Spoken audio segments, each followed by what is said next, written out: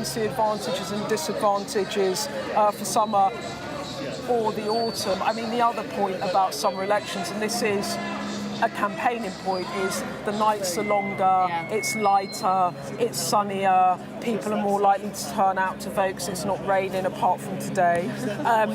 But in all seriousness, like a December election, you can't go door knocking at night, you can't knock on people's strangers' doors after dark, for example.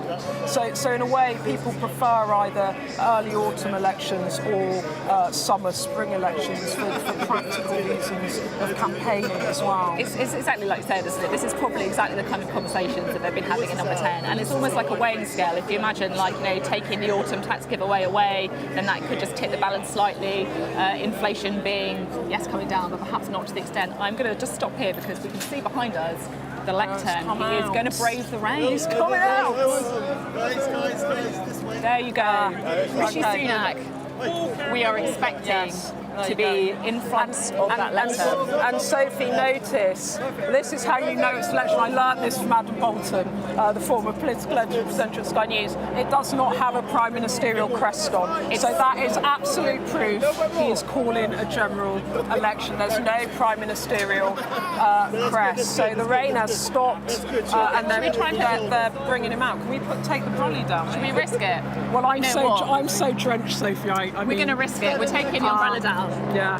Things are getting serious So now. there you go. There we have it. As Beth was saying, no prime ministerial crest on that lectern, and that is proof, if it were needed, that Rishi Sunak is going to be calling a July election. We expect a 2-minute warning. We are expecting the Prime Minister to be walking out of those doors in the next couple of minutes to address the nation and pull the trigger on the early election. It's a gamble, as Beth was saying. It's a gamble. 20 points in the polls. That's going to be the main message. Wow, it's getting exciting now. It really is. We've got eyes on the election. We can see the lectern, and this is going to be the moment. As Beth was saying, we can really imagine what the Prime Minister is going to be saying. Effectively, his plan is beginning to work. Don't risk it with a Labour government. That is going to be the message from the Prime Minister. It is a big gamble. It's a big gamble. It's a big gamble. Actually, we've just got this from the Liberal Democrats. We are fired up and ready to beat Conservative MPs across the country and get rid of this appalling and out-of-touch government. Ed Davey is on his way now to Gove's true blue Surrey seat. Cabinet ministers in former Conservative heartlands will be looking nervously over their shoulders at the Lib Dems. And I have to say as well, another seat under threat is that of Jeremy Hunt's. Yeah. And the Lib Dems own the local, control of the local council there, and they're going for that one too. I have to say, I feel like the last election was in many ways the story of the red wall, and I have a sense that this election could be the story of the blue wall. How are the Conservatives going to fare in some of those seats, like Jeremy Hunt that you were talking about? Ed Davey's party, of course, hoping to pick up. Yeah, I was saying this earlier to Kamali, Sophie. I think there's kind of, if I pluck them out of my head, he's coming out.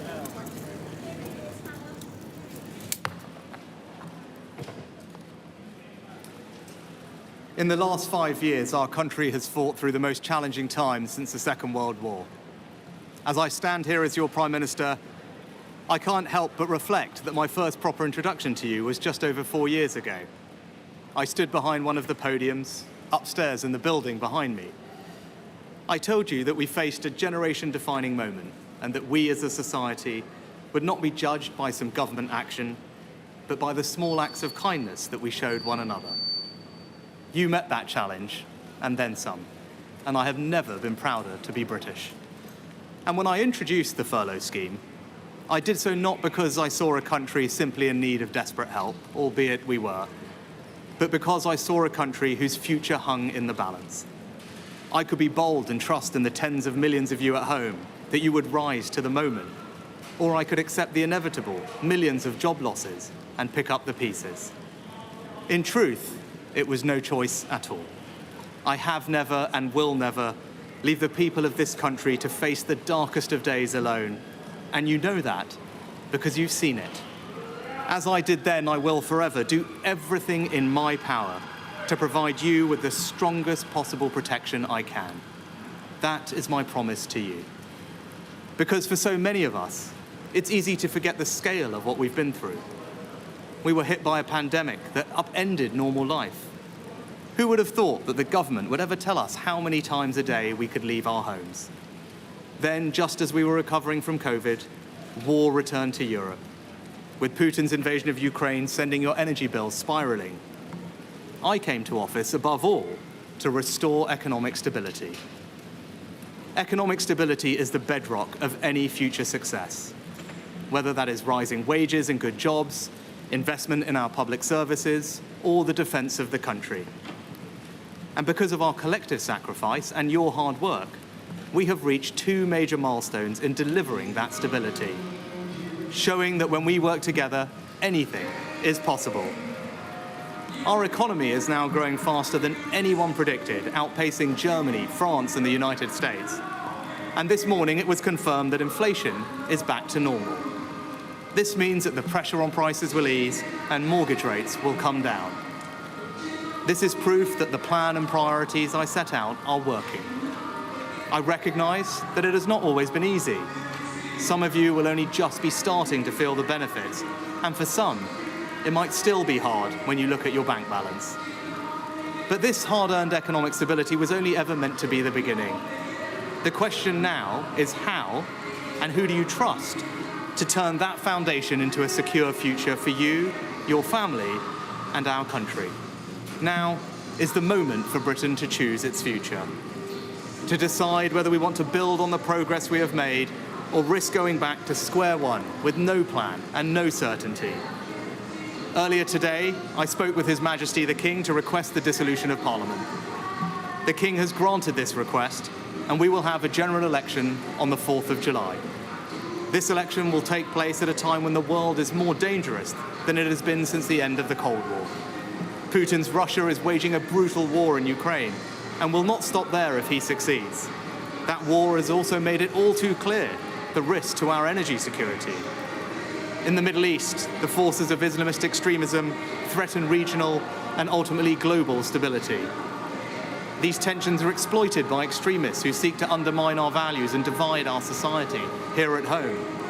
China is looking to dominate the 21st century by stealing a lead in technology. And migration is being weaponized by hostile states to threaten the integrity of our borders.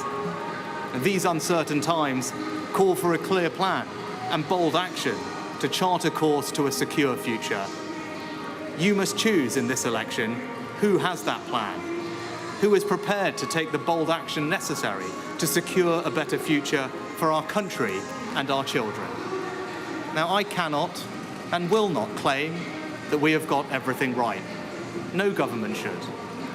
But I am proud of what we have achieved together, the bold actions we have taken, and I'm confident about what we can do in the future. We've tackled inflation, controlled debt, cut workers' taxes, and increased the state pension by £900. We've reduced taxes on investment and seized the opportunities of Brexit to make this the best country in the world to grow a business. Put record amounts of funding into our NHS and ensured it is now training the doctors and nurses it needs in the decades to come. We've reformed education, and our children are now the best readers in the Western world. We prioritised energy security and your family finances over environmental dogma in our approach to net zero. We fully funded an increase in defence spending to 2.5% of GDP. We made a decision to invest more in local transport that you actually use, rather than endlessly plough more money into HS2. We set out a comprehensive plan to reform our welfare system, to make it fair for those who pay for it as well as those who need it. Immigration is finally coming down, and we are stopping the boats with our Rwanda partnership. And we will ensure that the next generation grows up smoke-free. I hope that my work since I became Prime Minister shows that we have a plan and are prepared to take bold action necessary for our country to flourish. Now, I've stuck with that plan and always been honest with you about what is needed, even when that's been difficult. Because I'm guided by doing what is right for our country, not what is easy. Now, I can't say the same thing for the Labour Party, because I don't know what they offer. And in truth, I don't think you know either. And that's because they have no plan. There is no bold action. And as a result, the future can only be uncertain with them. On the 5th of July, either Keir Starmer or I will be Prime Minister. He has shown time and time again that he will take the easy way out and do anything to get power. If he was happy to abandon all the promises he made to become Labour leader once he got the job, how can you know that he won't do exactly the same thing if he were to become Prime Minister? If you don't have the conviction to stick to anything you say, if you don't have the courage to tell people what you want to do, and if you don't have a plan, how can you possibly be trusted to lead our country, especially at this most uncertain of times? Over the next few weeks, I will fight for every vote. I will earn your trust, and I will prove to you that only a Conservative government led by me will not put our hard-earned economic stability at risk, can restore pride and confidence in our country, and with a clear plan and bold action, will deliver a secure future for you, your family, and our United Kingdom.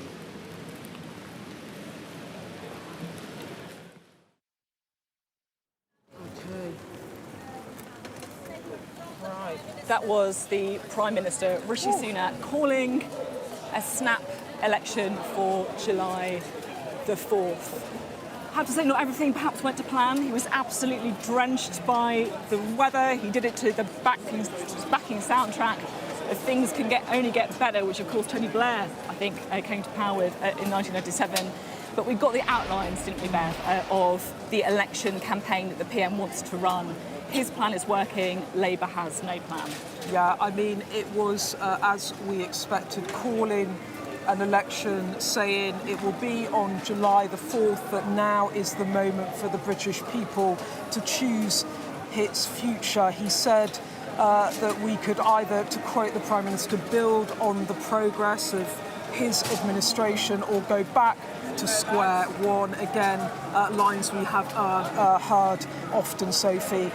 He then moved into the issue of defence, saying that the world now is more dangerous than at the end of the Cold War, that there is risk to energy security, and in uncertain times, who has the plan to execute a better future? His argument was, I am the man that can do this. He did also acknowledge, though, some of the malaise under the Conservative successive administrations. He said, we haven't got everything right, but I am proud of what we can achieve together. And that, of course, an acknowledgement of what happened under the Truss administration, Boris Johnson, the way in which the Conservative majority of 2019 has been whittled back again and again in successive by-elections, the local elections, the worst performance of any Conservative party in decades. He went on to say, we have a plan, and again, I'm guided for doing what is right, not easy. That is another line I hear from him quite often. He then moved into the attacks, as we were talking about, on Keir Starmer. He said, you can't say that Labour has a plan. I don't know what they offer, and they have no plan. They would obviously contest that strongly. And he said, referencing the issue of Keir Starmer's pledges when he became Labour leader, something I asked him about actually at that election launch last week. I knew it was going to be a Conservative attack line, and the Prime Minister rolled it out in Downing Street, saying that Keir Starmer has shown he will take the easy way out. He abandoned all promises when he was trying to be Labour leader to get the job. How do we know he won't do the same? He said, I will fight for every vote and earn your trust. So there you go. He's fired the starting gun. It will be a July the 4th general election. We haven't had one of those since the end of the Second World War in 1945. And here we go. We've got an election, haven't we? The campaign has effectively started. Cancel your holidays, get your trainers on, because we're going to be running around the country following these guys. And I know, look, there's going to be lots of weeks of analysing the policy, but can I just... It is pretty apocalyptic here. I know. And actually, I have to say, Beth's literally just rescuing her handbag, which is basically filling up with water. My laptop is literally... And I have to say, that image of him at the lectern, raining down on him and then stepping away and his back turning to us and going through the door and the back of his suit jacket is drenched. I mean, that is, I'll be honest, it's not the image they're going to want. Frivolous though it sounds, to start an election campaign. I have to say, the optics of this, I remember when he did a speech on extremism and it was a last-minute thing in Downing Street again, and it started raining. And you know, even when we were talking about calling a general election today, I did sort of say to some of our colleagues, the optics of a Prime Minister being rained on as he calls this general election is not ideal optics, which is why I thought he might actually do it in Downing Street. He decided not to. Maybe he could have had someone holding an umbrella. But anyway, he has called that general election. And really, it's a gamble. We've said it before. You ready for the election? Ready for the general election? Are you happy? Are you happy he's called an election? We're all smiles there. That's the cabinet coming out there. Who do we have? Claire Coutinho, Victoria Energy Atkins, Secretary, Health Secretary. They're going to be busy. They're going to be ever so busy with that election campaign. They were very smiley, weren't they? But tight-lipped as well. Tight-lipped. And I have to say, you know, we said it before, Beth, haven't we? But this is a huge gamble. He's 20 points behind in the polls. But I guess the calculation, when they're looking at the weighing scales of when to have the election, one of the biggest weapons in their arsenal, it feels like one of the critical things is they're just wondering whether things are going to get better, whether they're